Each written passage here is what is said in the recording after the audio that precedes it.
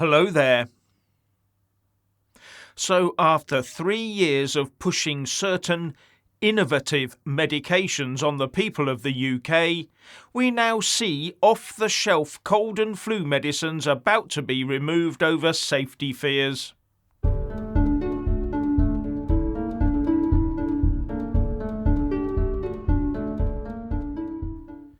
Welcome to the show. And this sounds almost backwards, doesn't it? The government has done all it can over the last 2 or 3 years to make us take experimental stuff and almost make it a crime not to take it, but the stuff we have been buying off the shelf from chemists and supermarkets and taking with no problem for years if not decades could end up being pulled for safety reasons. It's now been discovered that some of these popular non-prescription decongestants like Sudafed, Nurofen and Day and Night Nurse contain pseudoephedrine that can, in rare cases, cause a serious reaction. And as a result, the UK Medicines and Healthcare Products Regulatory Agency, the MHRA, has followed the European Medicines Agency lead and launched a review into it. And if this substance is deemed dangerous, then one assumes these products will either be banned or be behind the prescription paywall. And that would probably make them more expensive. And also leading to more and more people presenting at their local GP surgery, if they can, with a snuffle, instead of going to the chemist for a bottle of something off the shelf or a pack of pills. But it's all being done for our safety, of course. And GPs will therefore have more chances to give out the annual flu or other thingy too. I wonder when that recent experimental batch of stuff will be put under a similar spotlight. Anyway, I expect Big Pharma is working on a new set of off-the-shelf products to replace the ones now being investigated. And if they are, I wonder if the new, safer products will be more expensive though. Now you won't want to miss this latest slip-up by US President Joe Biden.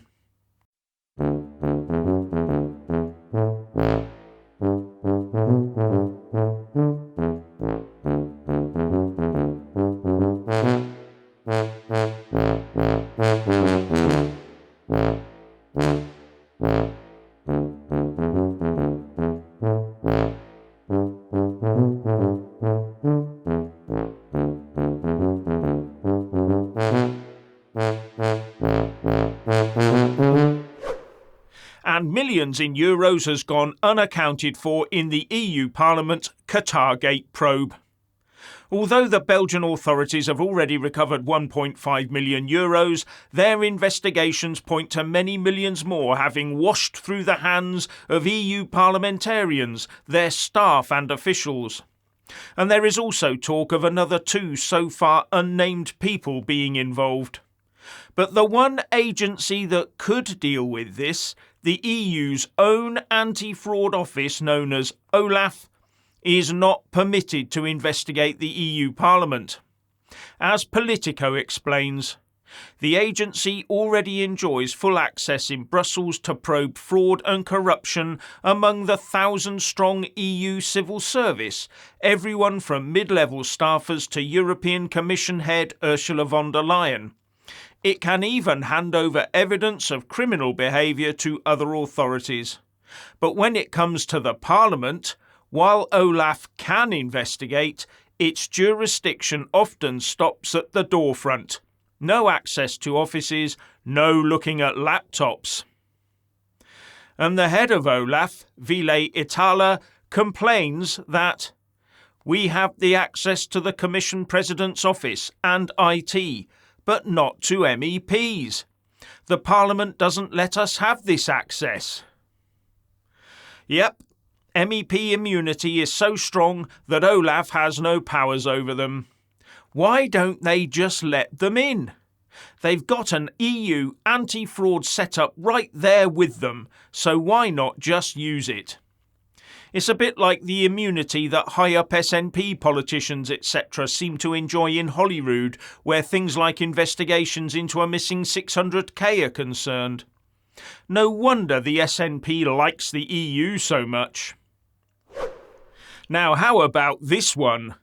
The boss of the company that owns Vauxhall tells us that the big problem with electric vehicles is that the middle classes can't afford to buy them. That's right, the chief executive of Stellantis, Carlos Tavares, said, "The most significant problem of electrification is the affordability for the middle classes." Do the working classes not drive?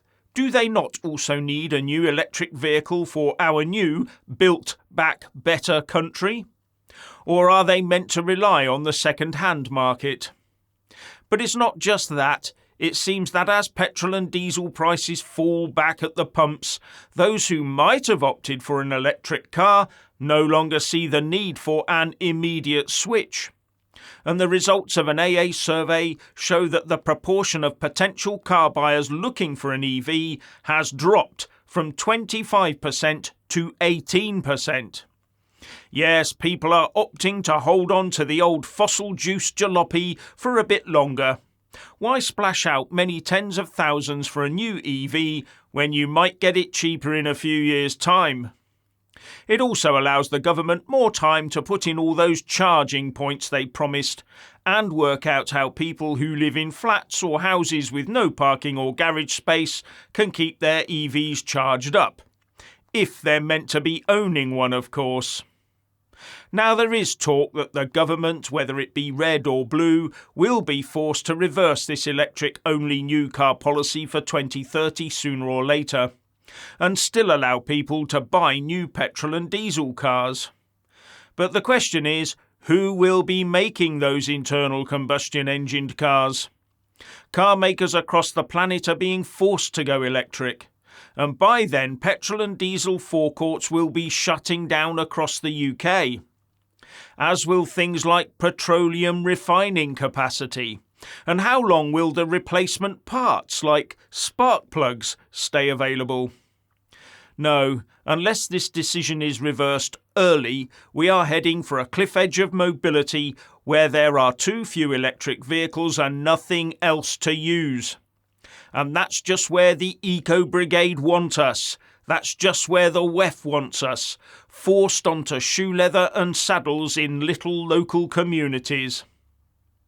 And now, how's your moral compass, Richard? Hello. So here I am in Corsham, in England. Corsham Court, I believe this place is called. I just stumbled across it. It's quite a nice little place. I've been coming here for years, again, like Avebury. My aunt lives just up the road, and so here I am in England. A place where I'm spending quite a bit of time at the moment. And that's all right. I mean, I am actually English, believe it or not, even though my accent would betray me. I was born an Englishman. I will die a Welshman. Anyway, back to point. I've just been thinking, about Roald Dahl, his books being censored, rewritten for a more sensitive generation. Oh my goodness. How did we allow this to happen? What's next? The Bible, the Srimad Bhagavatam, the Bhagavad Gita, the Quran. I don't know. How did we get here? You see, the problem is as soon as you start censoring books like that, you really are in dangerous territory, because as soon as you start to, for instance, the Bible, okay? Now, a lot of you are not Christian, that's fine, okay, whatever. Now, the thing is, even if you're atheist or pagan or of a different religion, this country has a certain moral compass that has been set by Christianity through inherited values. Now, a lot of you might not, as I said, identify as being Christian, but that doesn't matter. The point is that the morals and laws of this country are guided by Christian morality, or at least they were. At least they should have been. But the way that we think about things are based on, on the Ten Commandments. It's not just Christianity, granted there's Judaism in there as well, but yeah. So as soon as you start censoring the great religious books, we shall say, of history, of antiquity, as soon as you start censoring those, we're in trouble.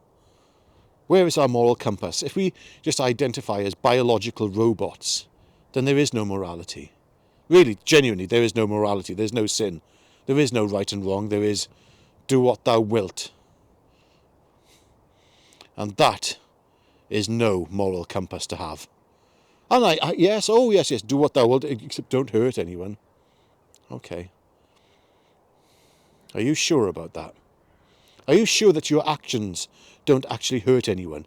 You might not think they do, but when you have no moral basis to ground yourself, you don't know. You couldn't know. Anyway, you lot take care. Tell me what you think. I might be talking a load of guff here as far as you're concerned. Tell me if I am. And tell me if I'm not. Just speak your own mind and be free-thinking individuals.